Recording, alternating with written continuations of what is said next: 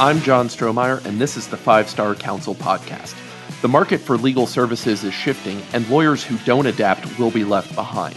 This podcast gives you a competitive edge in today's market by sharing the client service lessons you probably didn't learn in law school or in law practice.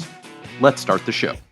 Well, good afternoon, and welcome to 5-Star Counsel. 5-Star Counsel, as you may or may not know, is all about client service. How can lawyers improve the client service they use to deliver their services to clients? Which means we need to start with an operative definition of what is service. That's what we're going to be walking through today. What is service, so that if we have this agreed upon definition, then we can know what that is going forward, and we can always refer back to it. We're not trying to jump around and figure out what service is. So I'm John Strohmeyer. Why should you listen to me? Well, I am a lawyer. I've got a estate planning and probate practice in Houston, Texas. I'm board certified by the Texas Board of Legal Specialization in both tax law and estate planning and probate law. But that's not why we're here. Those are side things. I'm here because in my first career, I worked for the Four Seasons Hotels. I was the night manager for 3 of my 4 years with the Four Seasons in Austin, and you can now see me with the regular nighttime crew that I worked with. I was ultimately responsible for the whole running of the show in Austin from 11 p.m. until 9 a.m., Tuesdays through Thursday nights. What this meant was we had a skeleton crew, and I was going to be the one answering all those calls, or at least at the buck was going to stop with me. Didn't mean I necessarily did everything, but it did mean I was ultimately going to be on the first level of managerial response there at the hotel. And my job was to let everybody else who worked for the hotel sleep through the night. So my job ultimately was resolve everything, and only in true emergencies, fires, meltdowns, things like that, was I to be calling anybody outside the hotel. So when you think of the Four Seasons, this is something where you're going and you're getting taken care of. Ultimately, things are being done for you, and so you, as a guest of the Four Seasons, shouldn't be relying too much on questions. How do we do this? What do we need to know? As the night manager, my issue was it still was the Four Seasons in the middle of the night. We didn't magically become the Two Seasons once it hit 11 o'clock. We were still expected to have room service up in half an hour, your car pulled around in 10 minutes if you asked for it, and all the other service standards that we had set during the day, they didn't disappear at night. We were still the Four Seasons even at 3 in the morning, and we were expected to treat guests and each other as though it were 3 in the afternoon. So with that as background, we're here today to answer the question, what is client service? Because a lot of people are going to be confused when I say client service. They're going to think a lot of different things. One of the problems that I have a lot when talking to people about this is we're frequently going to confuse what we as lawyers deliver as service with what happens in a restaurant, in a hotel, at Disney. They're all lumped together as a service industry, but ultimately we're not all the same. And I'm here to help guide you through what those differences are, because there are important differences, but it doesn't mean we can't learn from Disney's hotels and restaurants. There are things that we can pull out and bring into our practices to help better deliver service to our clients. So I'm going to jump all the way to the end. What is client service?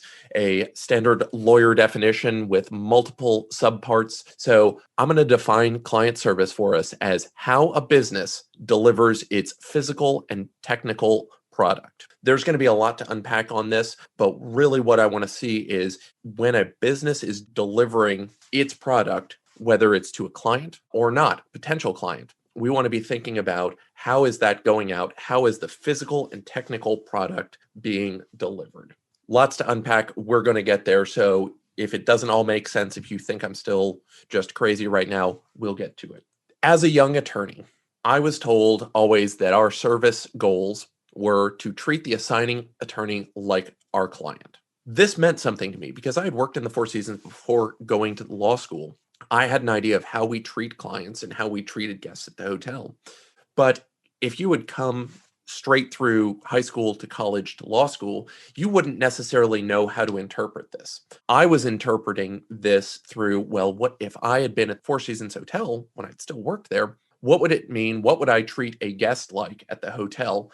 Well, that's how I should treat the attorney. But if you didn't have this work context, what are you supposed to do? Somebody who's really never had a full-time job before, they're coming out, they're a first-year associate. What does that mean? Well, when I first started filtering that through, if we start thinking about what does it mean at the Four Seasons, sometimes that means we're taking drinks to people when they're poolside, when they're doing something else at the hotel. Am I supposed to be bringing drinks to a client?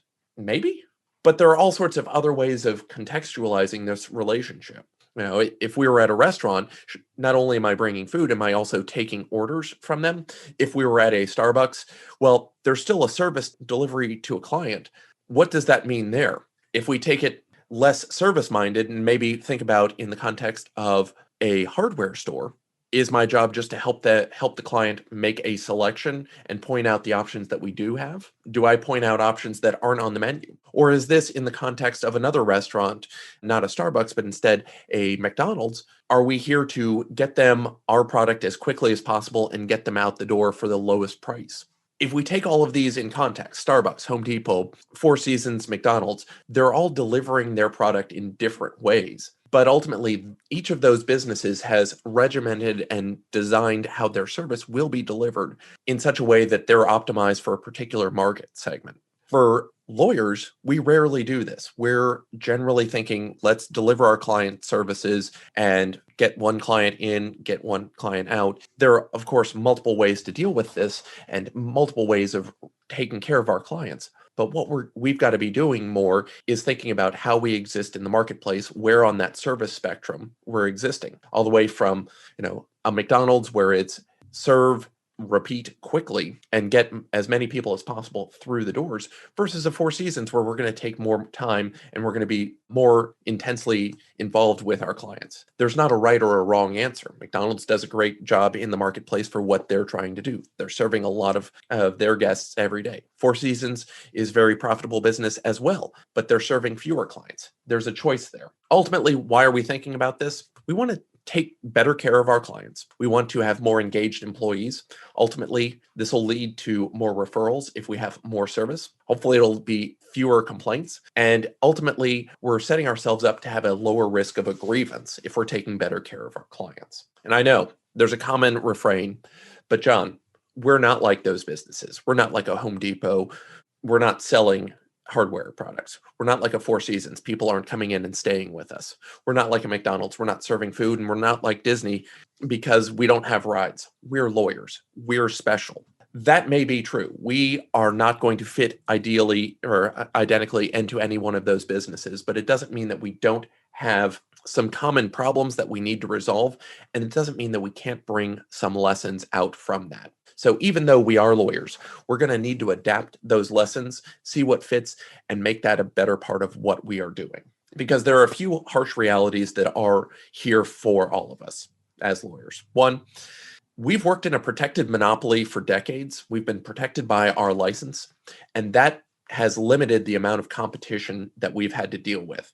But just because that monopoly has existed for decades, it doesn't mean that it's not coming down. The moat and the walls that we've built up around our practice have been assaulted, and that's just a reality. Good, bad, or indifferent, it doesn't matter what your opinion is on that. Things like LegalZoom are out there. The internet also is providing information to clients. We're having to compete with services, the free information of the internet, as well as the semi-paid services of LegalZoom. And not to mention new folks coming out of law school every year getting their licenses who are in the guild with us. They're competing with us as well. We've got to have some way of dealing with this. And so harsh reality number two, we're getting compared to all other service providers, not just other lawyers. We need to be able to provide a service experience that at least we're not the go-to of, God, if only it were my lawyer that weren't the problem. It's we're being compared not only to accountants and financial advisors, but also the banks, the financial service advisor, just everybody out there. Why can't this be easier and quicker like it is with this other service provider? Harsh reality number three, we haven't run our firms like businesses. And so non-legal service providers are coming in and eating our lunch because we've run looser organizations, less focused on how to run a business. And so it makes us easier targets to come in and undercut.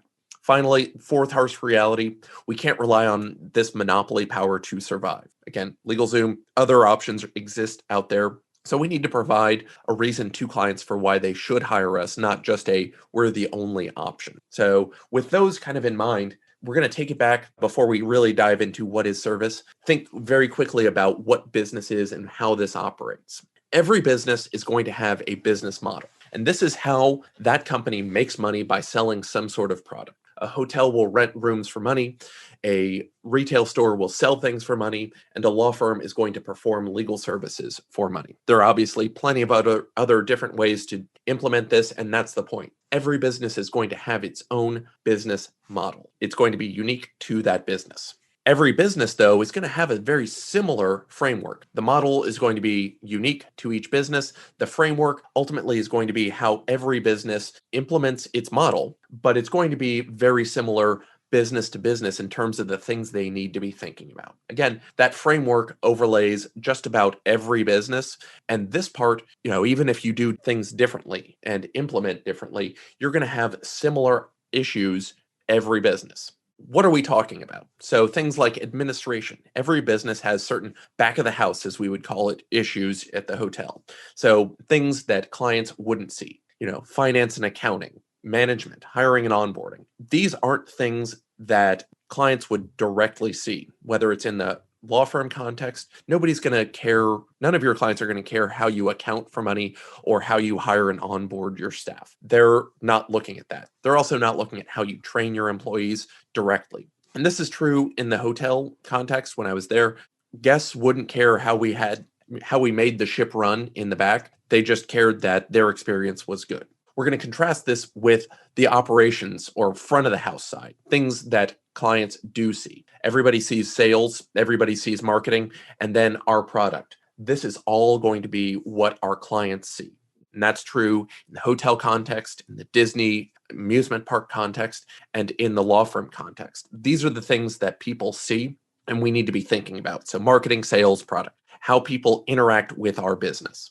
So bringing it back to our definition of service, well, if we're defining service as how a business delivers its physical and technical product, we're going to start thinking about, well, how does our business deliver its product? And I like to think about product in three different components. There's a physical component, so a thing you can pick up and touch. Whether or not you as the client get to keep that thing, it's a part of the business that you're picking up and touching. There's going to be a technical component. This is going to take a few different forms, but a technical component is some aspect of knowledge. This is how you have gained knowledge and how you apply it on behalf of your client or your customer. And finally, there's a delivery component. And I used to call this the service component, but when we start thinking about, we're saying service a lot, I want to make sure that we don't always say service just to help bring in some definition and some clarity. We're talking about how we're delivering our physical and technical components. That's where kind of roughly what this service is going to be. So how are we delivering these pieces to our guests? So again, service is the idea of how we are delivering our physical and technical components to our guests or clients. So if you want to think about it, there are three ways to have your business set up. You can have a primarily physical component business, you can have a primarily technical component business, or that primarily service or delivery component for your business.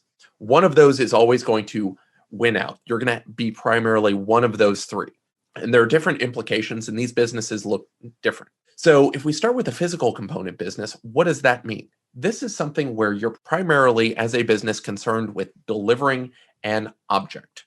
So this can be something that's some sort of refined, raw or unprocessed good, like coffee beans. People don't care about the technical wizardry of it, or they care less about it. It's a raw good. What are these coffee beans? We just need the thing. We're going to buy them by the bag, and we're going to do the roasting and processing later.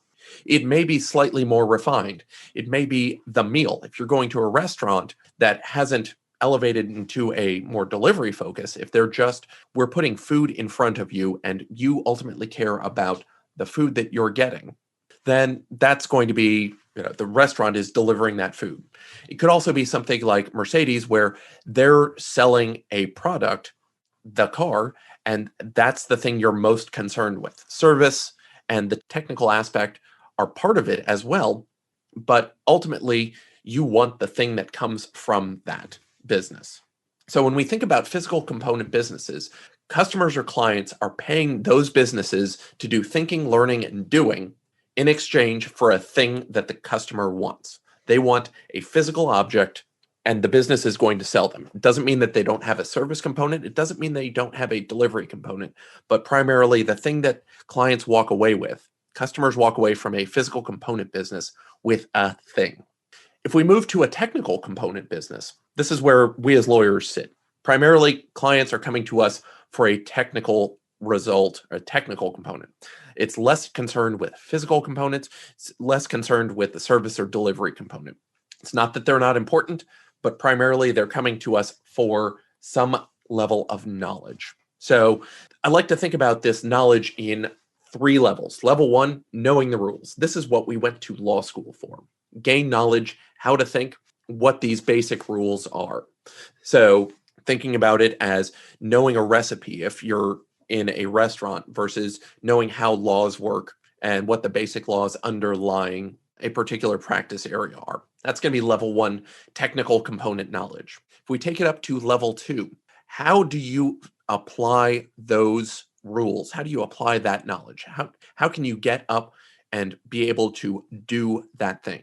So in the law, what this comes up as is I know how to draft a brief. I know how to argue a motion. I know how to create a series of documents for a client. We're not concerned yet with the strategy. This is just, I can take what I know, I can mix it with some knowledge from the client, and I can create a product, whether that's a 10-minute phone call to explain the law to them or a document that achieves a result for a client. We're learning how to do things. If we want to take it back to the restaurant context, level 1, again, knowing recipes. Level 2 is how you cook those recipes. How do you prepare food based on what you've learned so that something can be done? And here we're just adding tools to the toolbox. Level 3 knowledge, well, this is where lawyers are really good. This is ultimately what people should be coming to us for. It's not that we know the law. Good news and bad news. The internet has democratized that. That's out of our hands. People can get the law without us. Now, they don't know which laws to pick. They don't know how to interpret all of those. That's, again, what we're here for. Level 2, applying those laws, how to actually carry out and achieve results, filling the toolbox in the restaurant, learning how to cook recipes. Level 3, this is where we as lawyers and professional services really deliver our value. It's strategy, knowing which tool to pick up out of the box. How do we know which one's appropriate for clients? And it's that experience from having done it, being able to be accountable to clients, helping clients think into the future based on their specific circumstances. So strategic thinking, knowing how to pick the right tool, that is what lawyers get picked for in their technical component business. This is what sets us apart from the physical component business of knowing which one to pick. That's what we're here to do. A doctor would know which procedure to run, an accountant would know which form to file, financial advisors will know, we're going to help get you invested in this thing, pulling it back to a service context. The restaurant, the chef is going to be responsible for picking the right set of recipes and assembling that menu. That's where the value comes in level 3 technical components. Again, every business is going to have these different levels of knowledge and technical expertise in their business, whether it's physical, technical, or delivery-based business. But as lawyers, we're going to be primarily concerned with being a technical component business. Why? Customers are paying us, clients are paying our law firms to do thinking, learning, and doing so that they can do something else while we do it for them. Clients pay lawyers, they offload this knowledge-based work to us. They probably could do it if they really wanted to. If they wanted to spend the time thinking and doing this, they could get to a level that they possibly met or exceeded what we can do. But ultimately, they value their time more. They would rather we be brought in to do things for them. There's nothing wrong with that. There are going to be plenty of people who don't want to pay lawyers to do it, and they're going to do it themselves. That's fine. Finally, these delivery or service-based businesses, these are going to be typically been conflated and jumbled together with what I call technical component businesses. Why? It's hard to differentiate them, but we need to pull them apart. These are businesses like Disney, whether it's in the movie theaters or their theme parks, restaurants, hotels. They're delivering what people think of as experience. And so they're more focused on how things are presented. It's not that the physical isn't important. If we think of Disneyland, it's not that the parks are clean. They are.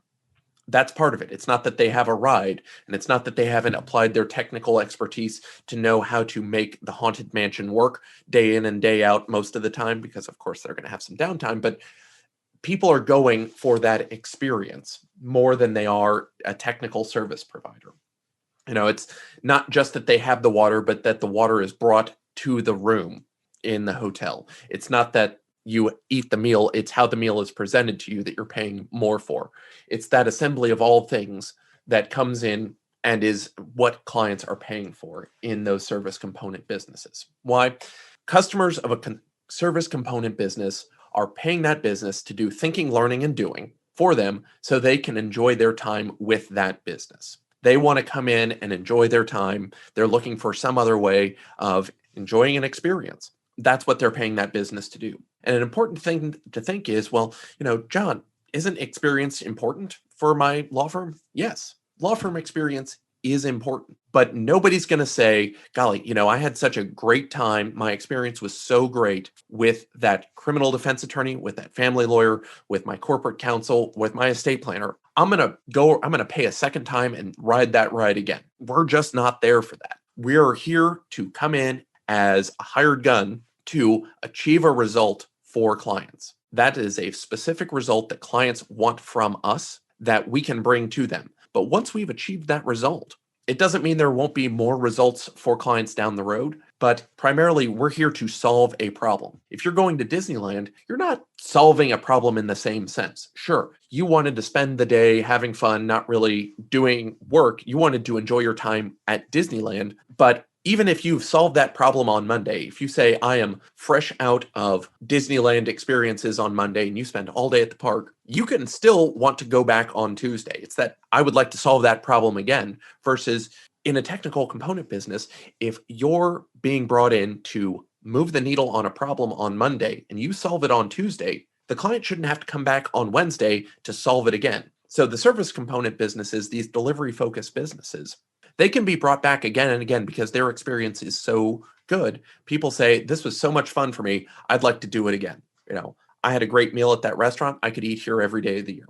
I had a great time at Disneyland. I could ride those rides every day.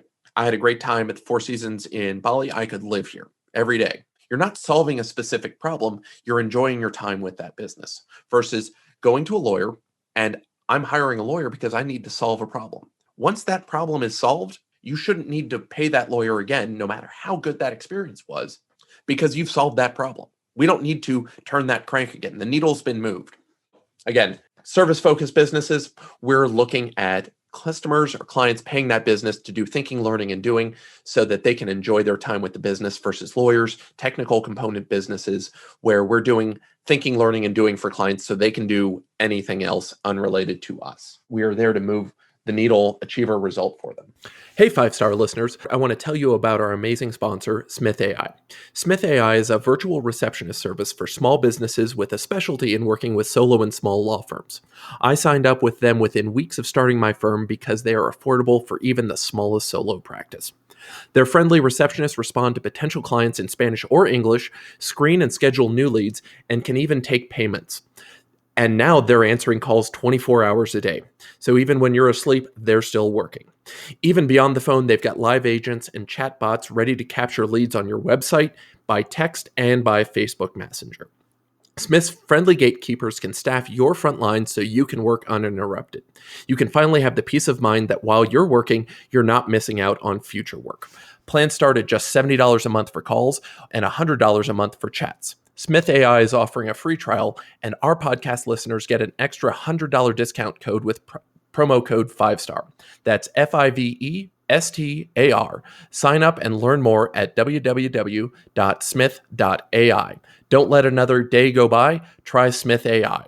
So again, back in the context of service, well, it's not the physical components of a meal. It's how it's delivered. And it's not just how it's delivered, or it's not just the delivery of it, but it's how it's delivered. And it's usually going to involve people. So putting all of this together, service involves the physical product. It involves the knowledge product. It involves doing it again and again. And it's, John, you're putting together this weird sort of math of us. It's the Mercedes plus the Pythagorean theorem plus burnt orange, the color plus the Oxford comma, plus just doing it again and again, the consistency of this. It's not 1 plus 2 plus 3 plus 4. It's all these different things that don't normally go together. And that's the point. We need to be thinking about this. It may be, oh, well, John, wheels within wheels of thoughts of how you put this together. And that's right. It's complicated. But ultimately, at the end of the day, service by any business is going to be what that business does to make it easy to do business with their customers. Even if you're a physical component business, you can up your service of how your business operates to make it easy to purchase from you time and again. If you're a technical service business, like a lawyer, what are you doing to make it easy to work with you? And obviously, if you're focused on service, if you've transcended those underlying products to be so focused on how you're delivering that people want to come back no matter what, you're making it easy for people to come back. So how can we do that? That's what we're going to be focused on at 5-Star Counsel. How can we make lawyers realize that even if people don't have an unlimited inelastic demand for our services, we still want to make it easy, because when they do have issues, when they do have other people who need to come in, we can be here to help them and make it easy for everybody involved. So what isn't service? What's going to come out of this is the physical products of our business. That's not going to be service. Those are physical things that people are paying for, and it's not unimportant, but things like heavy bond paper for important documents, it doesn't make them more or less important. It's just a cost we're incurring to try and reflect value one way, and we need to make sure that we're not diverting too much value that way. Imported artisanal water that we serve at meetings. Clients may or may not be impressed with that, and that's fine.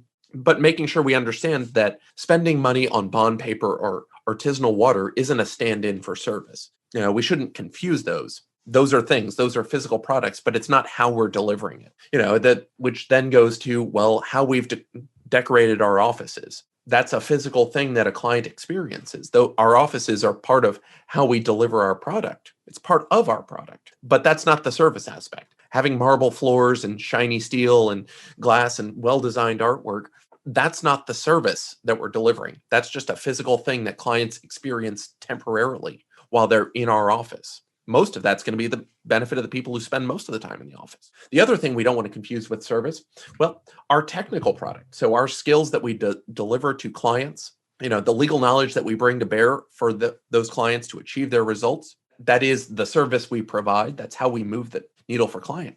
But that's not delivery. We want to separate that technical know-how from how we're delivering that technical know-how. How are we making it for easy for people? That's our delivery or service component. Finally, attention to detail that's needed as part of the technical or physical product. If you're selling shoes, a physical product business, making sure that you got the right size. If somebody wears a size 9, you want to make sure that you give them a size 9. You don't want to give them a size 12. That sort of attention to detail, that's part of that physical component. But when you can remember, Mr. Smith is coming back, he's buying his third pair of shoes, he's probably going to want something along these lines. How can you make it easier for him to come in and buy that third pair of shoes? That sort of attention to detail, attention to who he is as a customer and as a client, that's going to be part of your service. So we've talked a lot today. We've got a lot of things to talk about. We're going to have a lot of interesting conversations, both here on our live show as well as on our podcast. Thank you for joining in. We're going to take questions in future editions of the show, and thanks for joining us. Thanks so much for listening. You can find more info on us and get your free white paper on client service at 5starcounsel.com. You can get in touch with me at john@5starcounsel.com. If you enjoyed the podcast, please subscribe wherever fine podcasts are found and leave us a review wherever you can.